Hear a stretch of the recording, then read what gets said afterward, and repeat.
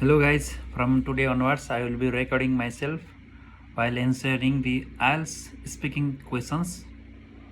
I will be taking this IELTS speaking examination for the next 10 days and I will be recording myself to evaluate how I answer to those questions and to check that did I really improve my IELTS speaking or not.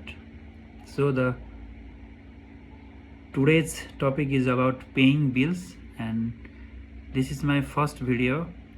I won't be reciting the questions which are in my laptop screen, but after watching the video, if the questions read aloud by my laptop is not catched by the mobile's speaker, mobile's microphone, then from the next video I will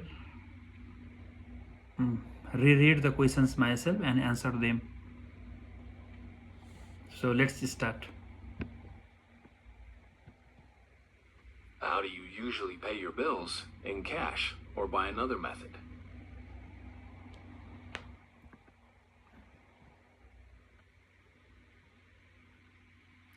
I usually pay my bills through the cash, and most of the times I even do the online payments like the QR code payment. In the recent years, Nepal has quite developed in the payment system. Earlier in the earlier days, we used to do the cash payment and that's all. But in the recent times, the QR code system has widely spreaded all over the world.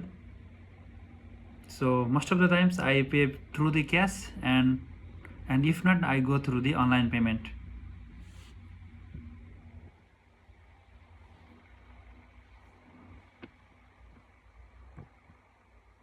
Have you ever forgotten to pay a bill?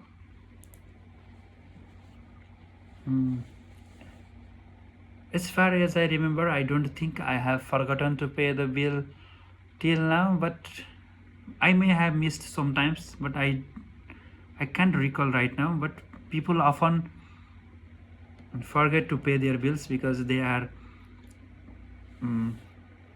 deeply in some conversations, or they are just fascinated by the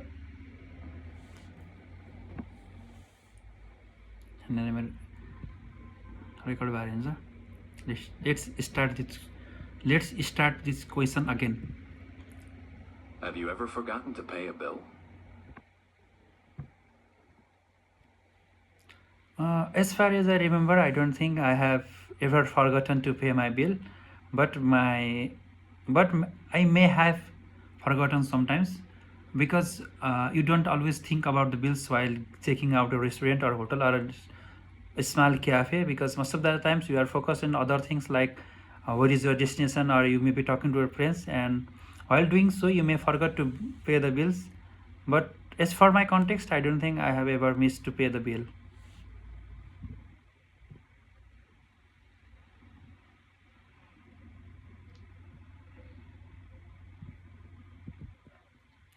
Is there anything you could do to make your bills cheaper?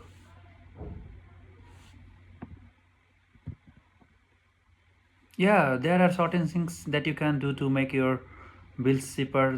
The first thing is to bargain with your vendor or your owner of that restaurant or cafe or the any mart that you are going to pay the bill. And secondly, you can just redeem your vouchers or coupon codes if you have any. Other than that, you can buy some cheap goods to reduce your bills. That's all.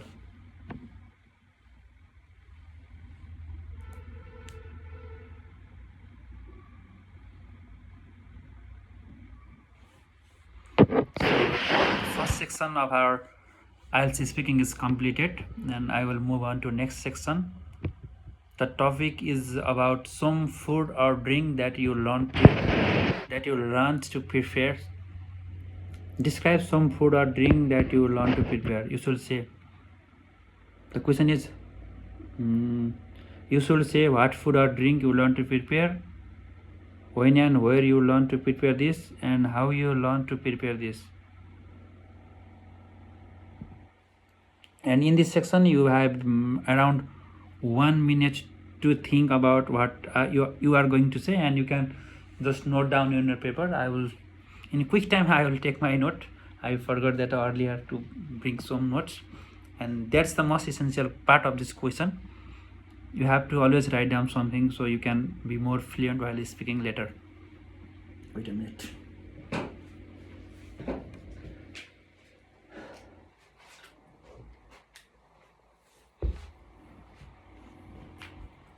I have got my pen here.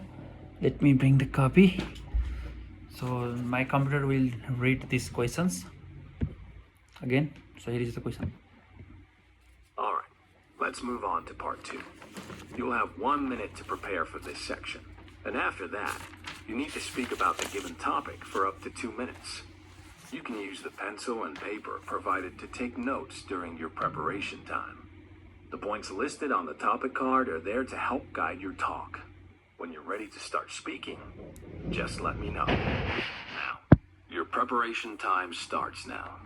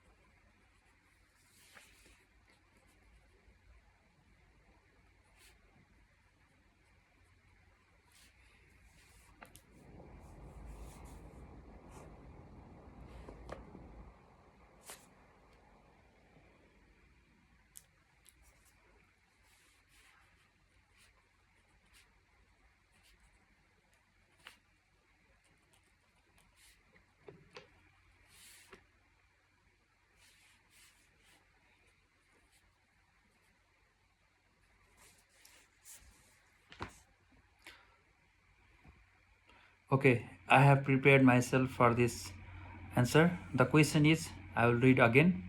What food or drink you learned to prepare, when and where you learned to prepare this, and how you learned to prepare this.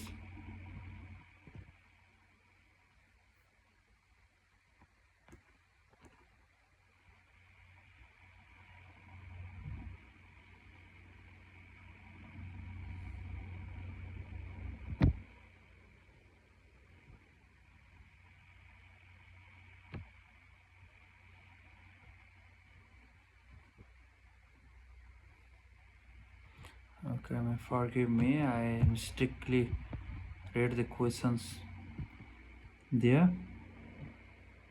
There, and I'm getting enough time. Okay, I will start to answer these questions now.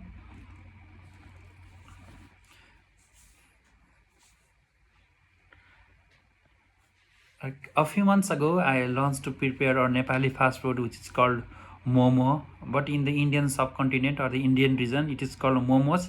But most of the people call it momo. A momo is a dish made up of uh, flour mm, and chicken, and marinated chicken with some onions, gingers, and other certain ingredients that are which we called masala in Nepali. Like as I learned to prepare this food while watching some YouTube contents and with my sister. A few months ago, around 1 month ago, we were me with my friends and her sister and my friend's sister were gathered in our house, and we planned to make a certain dish on that day. So we all plan to make that momo. While preparing the momo, um, you have to just cut the chicken or mutton pieces into very small fine pieces. What we call that is keema, and after that you have to marinate that chicken with all the ingredients, like as I said, like gingers, onions, and other small amount of oil, ghee, or anything you like, and seasoners, and like peppers and other extra things, and you need to marinate that for a certain hour. After that, you take the corn flour or wheat flour or something like that, and you mix that flour with certain water, and after that you just dump it, and you just grind, and you just mix the water and flour to make it a glossy like mixture. Glossy like mixture. After that, you just flatten that. You just pick up the small flour and small pieces of flour and flatten that. After that, you put that chicken, marinated chicken, in that small things, and you make the dumplings out of it by just combining and joining all the open parts of that small dumpling. After that, you put that dumplings in a vessel. That vessel is designed in such a way that only the steam comes up rises to the top part, and that steam cooks the that momos. Now, let's move to section 3. The section 3 is about young peoples and cooking and working as a chef. In this section, let's listen the question. Let's listen the questions. What kinds of things can children learn to cook? Can you repeat the question again? What kinds of things can children learn to cook?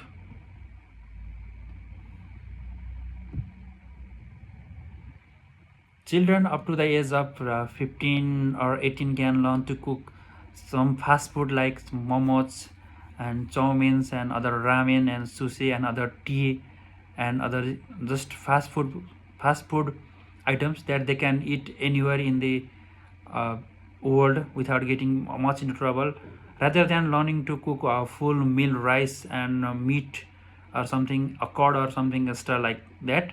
They just can learn to how to cook the noodles, then that make tasty. That's it.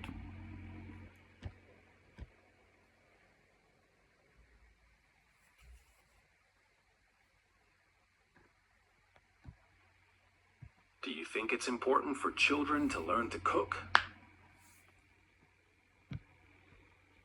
I believe it's very important to learn cooking by the small children. While learning cooking helps children to know about the cooking dishes, what are good for their health and what are bad for their health.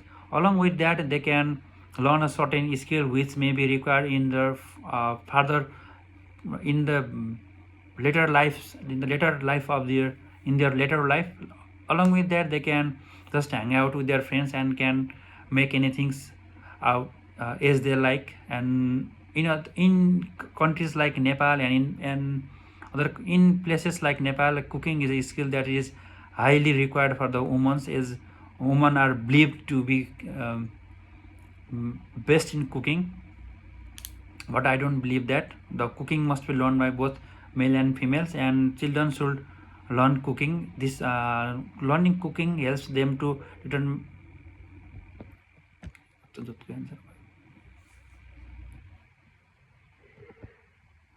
Do you think young people should learn to cook at home or at school? I believe young people should learn cooking at their homes, and small children should learn cooking at their school, because young people um, must cook in a certain way that they are obligated to make the dish more sweeter or the tasteful. But you cannot learn that tasty in that school, or you have to get enrolled in certain universities like hotel management universities or other ones which taught you cooking. But for the young ones, it is better to learn cooking in their homes with their parents or with their grandparents or with other relatives. They can guide those young children to the better path. And our parents are much more experienced in cooking section, because they have cooked all their life for them and for other peoples. So they can be a good mentor to us if the young people learn cooking at their home. And while cooking in the home you get a homely environment, and you are not obliged, and you are not, and even if you are subjected to some mistakes, then that may be forgiven, or your parents can correct those mistakes while cooking.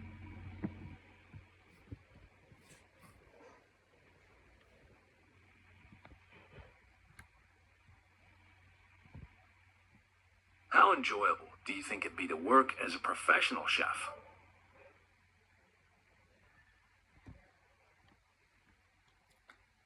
Well, as per my view, working as a chef will be a very enjoyable job, because the first thing that comes to anyone's mind is that you can eat anything you like, because as you are chef. And sorry, other than that, mm, being a chef is very enjoyable, because you you have to do the you have to, you can make different dishes in different days. But if you take an example of software developer or an engineer, they have to do the same repetitive tasks day by day. But for a chef, he has to cook different dishes, and he can try that by themselves. And he is the sole tester that if the dish is good or not. And along with that, there are competitions like best chef, and going to that events like for good chef is their very high accomplishment in their life. So I believe a chef job is a very enjoyable job in my perspective.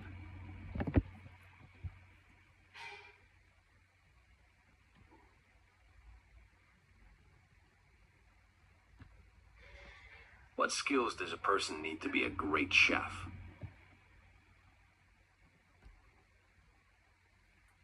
I believe a person needs to have patience at first, and after that he has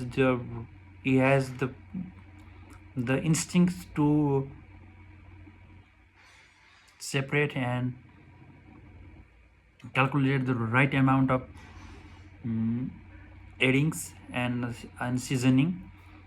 I believe I, I believe patience helps to make I believe a patient cook or chef can cook a better meal than an impatient top must cook, because even if you are cooking a certain meal, it takes a time. But if you are impatient, then you may be subjected to high flames, or very large amount of seasoning, or other things like that. But if you are patient, then you can do your work in a chill time.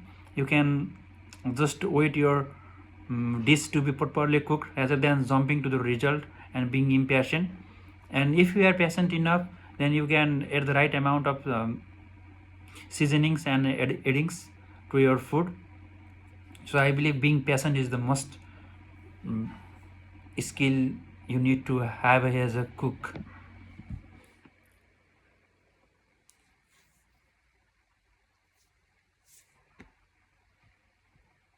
How much influence do celebrity or TV chefs have on what ordinary people cook?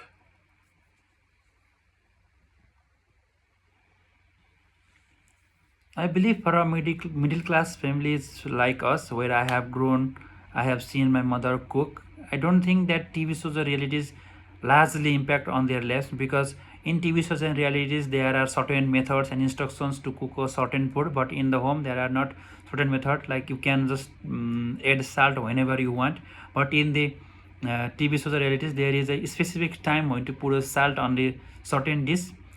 Likewise, the TV show food cooking is highly based on the instructions, and all the seasonings and add-ons required are there in the table. But in the home where my mom cooks and I cook, there are not sufficient seasonings and addings. So our cooking is solely based on how we cook and how we manage those seasonings. But in the reality shows, you are not obligated to, you are not certain at any means that you may lack this or that. So I believe um, the TV shows impact on the thinking about the cooking, but that doesn't really impact the real cooking itself. Thank you. So that's it. I don't know how I have spoken. I have tried my best. Thank you.